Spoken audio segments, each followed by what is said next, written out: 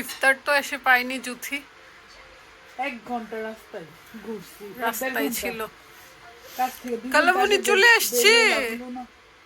আমরা আম্মা বসেছিল ছোট মেয়ের সাথে ইফতার করবে। 2 ঘন্টা রাস্তায় এসেছি। কাজ কর, রোজা রেখে যে কাজ করছো, টায়ার্ড লাগছে? প্রথমবার জীবনের প্রথম রোজা রেখে কাজ করছি। আরাম পাইছো তুমি? খুব আরাম পাইছি। আরাম পাইছো বাবা। আর আমাকে দেখলে হাসি দে। ইশাল, ইশাল, হ্যালো ইশাল। আলু আলু আমার বুকুল্লা কই রে? এক আপু কমেন্ট করছে জুথি, জুথি হ্যাপি বাসায় শুধু রাতে থাকে, দিনের বেলা এখানে থাকে। আচ্ছা বলো তো আমি এটা কি কথা? দিনের বেলা বাসায় থাকি, রাতে এখানে আসি সন্ধ্যার দিকে খাওয়ার টাইম হলে। হ্যাঁ আসলে এটা কোনো কথা না তো আপু। না, এক আপু একজনে ঠিকই বলছে, আপু যেটা দেখছে এটাই বলছে। ঠিক আছে। না আপু দেখছে ঠিকই, আপু বলছো ঠিক, বাট এটাই আমি পছন্দ করি আর কি। আমার আম্মা যেহেতু আছে, আমি একা থাকতে পারি না, আম্মা তো পারেই না। না আসলে আম্মা খুব মন খারাপ করে, আর আমারও একা একা ভাল লাগে না। লন্ডনে আসছি তো ওদের জন্য, আর আমার না আসলে আমি তো বারবার ফোন দিতে থাকি হ্যাপিকে। ভাগ্নিগুলো এই যে আলু না আসলে তো ভালোই লাগে না। ভালো লাগবে তোমার। অযত্নের ছাপ এখানে আসো। অযত্নের ছাপ। আরে কত কমেন্ট করে একটা বাচ্চা আসো। বড় করতে কত যে কষ্ট মা মা আরে জানে। আপু বলছে যে বুড়া বুড়া বোনদের বাচ্চা হচ্ছে, তুমি কেন বাচ্চা নিচ্ছ না?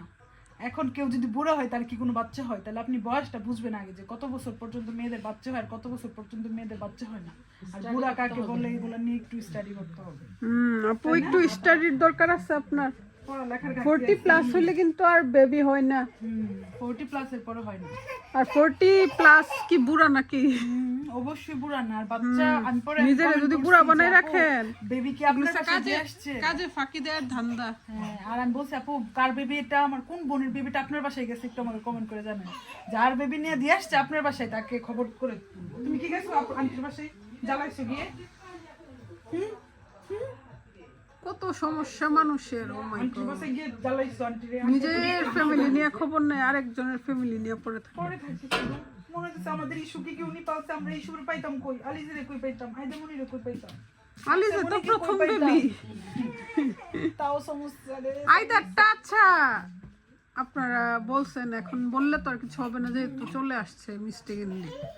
এটাই তো, যার বাচ্চা সে তো বলতেছে। সে তো খুশি, তার তাদের প্রবলেম নাই। ফ্যামিলিটা মাশাআল্লাহ সুন্দর হয়ে গেছে, যেমন 3 ছেলে মেয়ে দূরে দূরে থাকে, এখন ওরে নিয়ে ছোটটা নিয়ে সময় কাটে। আল্লাহ এরকম মিস্টেক করে প্রত্যেকের ঘরে একটা দেয়, দেখেন খেয়াল করলে।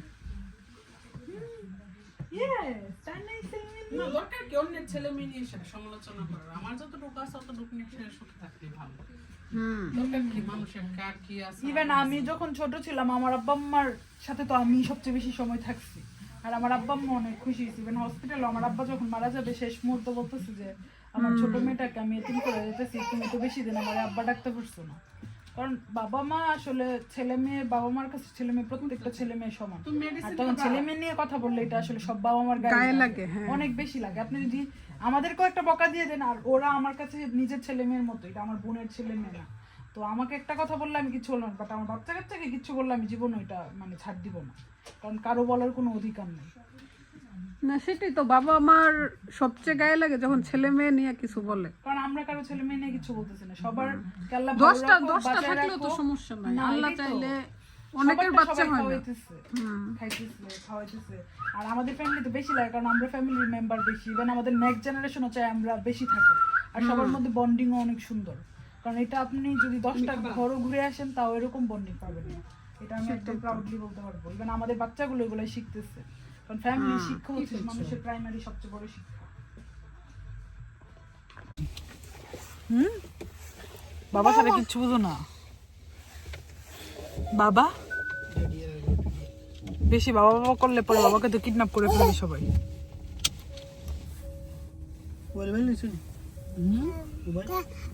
উনি হেঁটে হেঁটে যাবে, কিন্তু আমার হাত ধরবে না। তুমি কার হাত ধরবা তাহলে? বাবা তো চলে গেছে, তোমাকে না নিয়ে গেছি। বাই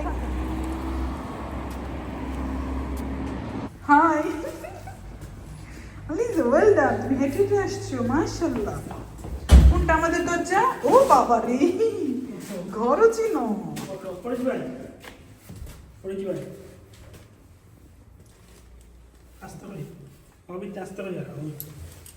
এই তো মাশাআল্লাহ।